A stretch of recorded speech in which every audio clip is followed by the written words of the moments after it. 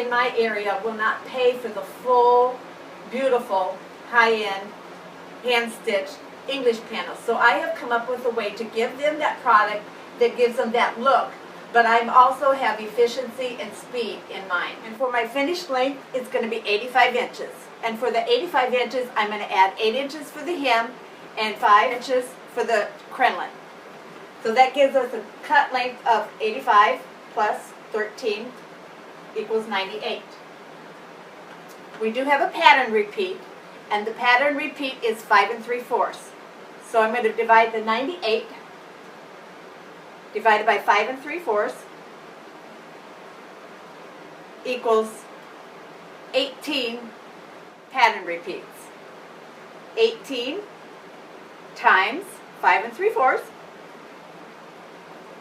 equals 103 cut length. Actually 103.5 cut length. So that's our adjusted cut length with the pattern repeat. Hi, I'm Celia DeGuglielmo, librarian at the Curtains and Soft Furnishings Resource Library. As a Pro Plus member of the library, you can watch this video advertisement-free and talk to industry professionals in our online forum. Visit the library to learn more about starting or growing a business using your creative sewing skills. See you at the library.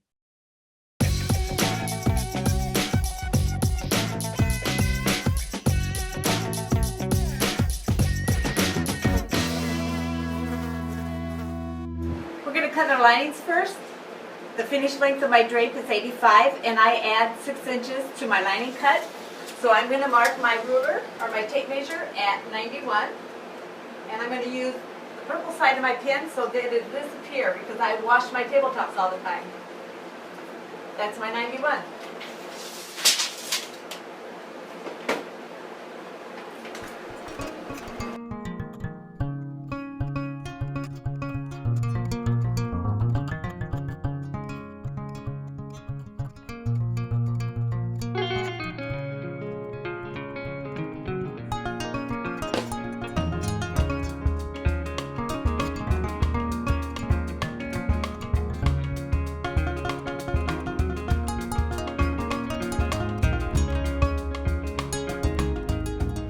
Edges are the best the cleanest edges. If you notice that at that end I left kind of a raw edge. So I'm going to fold these 2 edges as my hem end. And I'm doing a double 3-inch hem. Now I'm going to flip it to the right side because I'm going to mark where my logo is going to go. And it goes in this hem area right here. And so I'm just going to use my purple pin again and mark that.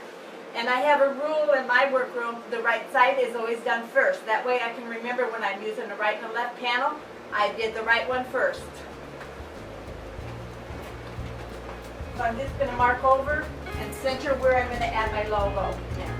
Now we're going to do the other one.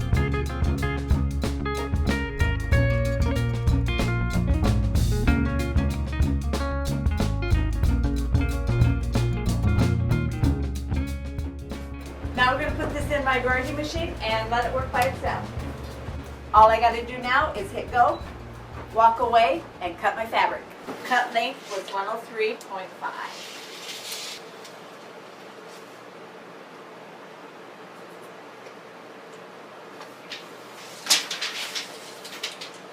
Since this is a pattern, all I'm going to do is cut my cut length by following the pattern on this.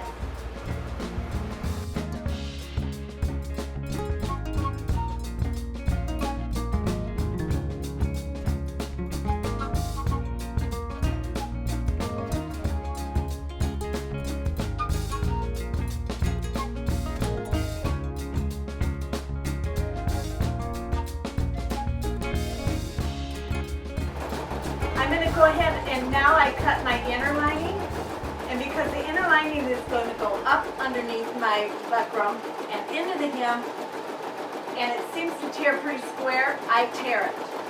So my inner lining is cut only 1 inch longer than my finished length. So my finished length was 85, and I'm going to cut it at 86.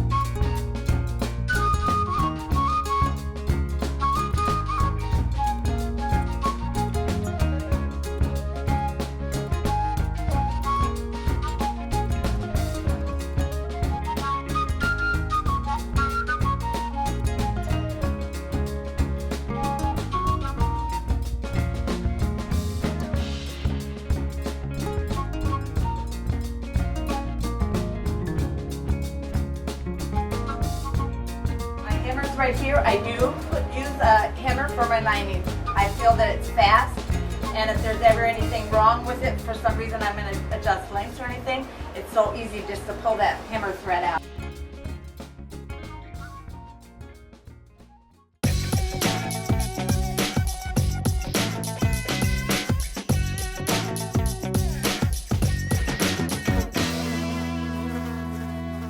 I have a 72-inch ruler that I'm going to lay across my table, and I'm going to clamp it down at my 85-inch length.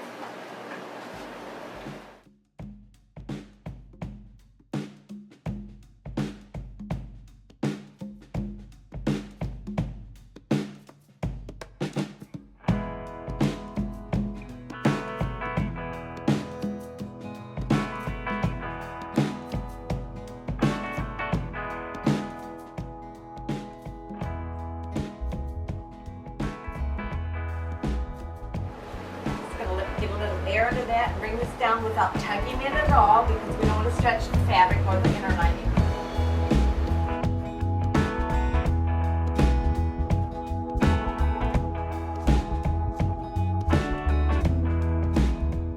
The next step is to put in your crinoline, or if you call it buckram, it's all the same thing, in the top. This is my line that I'm going to go by. This is where I measured my finished length off right here. I'm going to fold this up. And I'm using a 4-inch header in this. Happens to be that I'm out of my 4-inch crinoline, so I'm going to go ahead and cut down my 5-inch.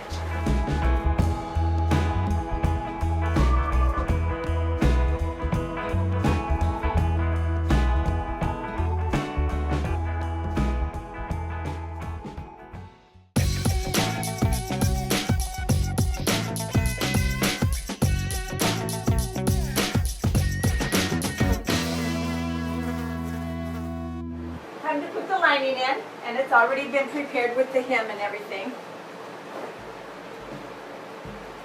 I set the lining 1.5 inches from the bottom down here so that I could miter my corner in, because my side hems are a double 3, so that they each will have a 1.5, so it miters in just perfect that way.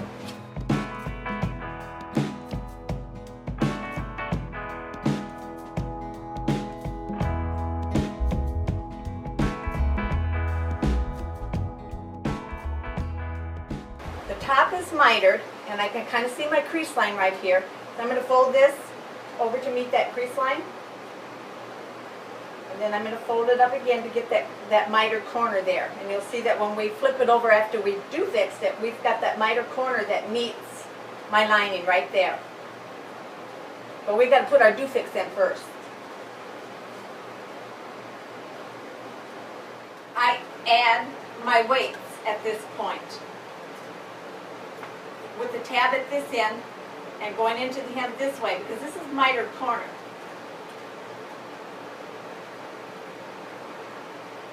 Now I hit it with my tag gun.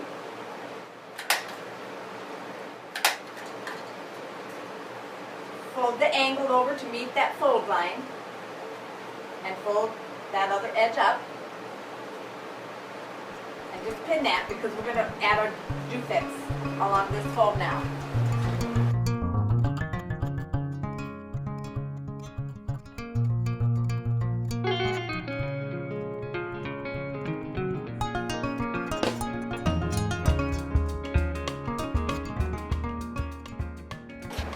By folding this over now for our final fold, you'll see that my miter line and my hem line meet right here in this corner.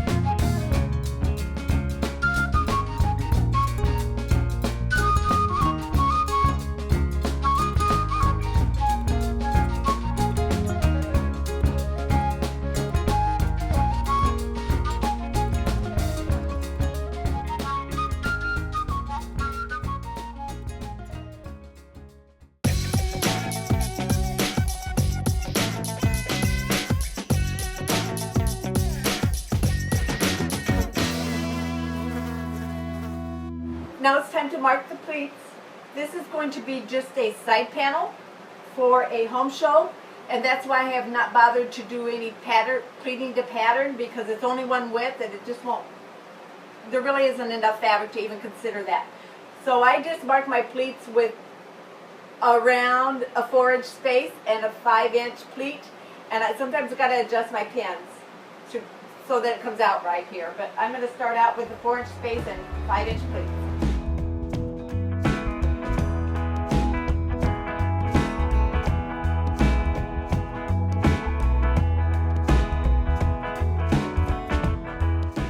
Now I'm ready to take it to the machine and show the pleats in.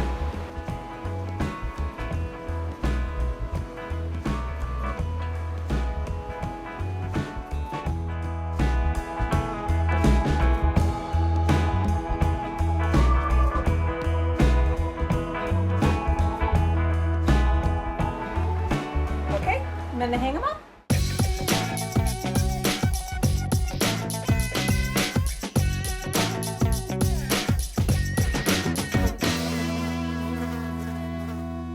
This is how I hang up my panels in my open staircase. It's a simple way of doing it. I just set my rod there, and I'm just going to hook my drapes onto these rings.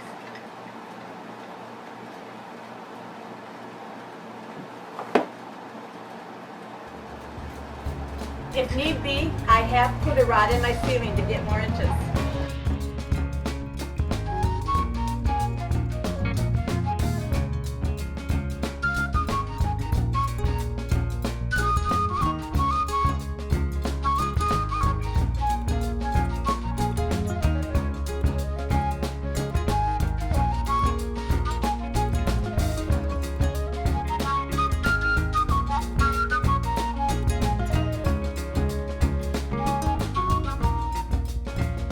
This is a special thing I do for my designers. They really like that I've added this feature. The high-end look for me is a beautiful finished product, but I want to have it fast and efficient, and that's what I've shown you today. With the high-end look, you don't see any of my stitching on the front side. You don't see the hems. You don't see the stitching anywhere, and yet it's going to lay nice and flat. It's secured with your Dufix or your adhesive. The corners, because I folded all my linings in down in the hems and in the side hems, I've got a nice soft smooth edge on everything, and the weight of the inner lining and everything just really makes a panel hang beautiful.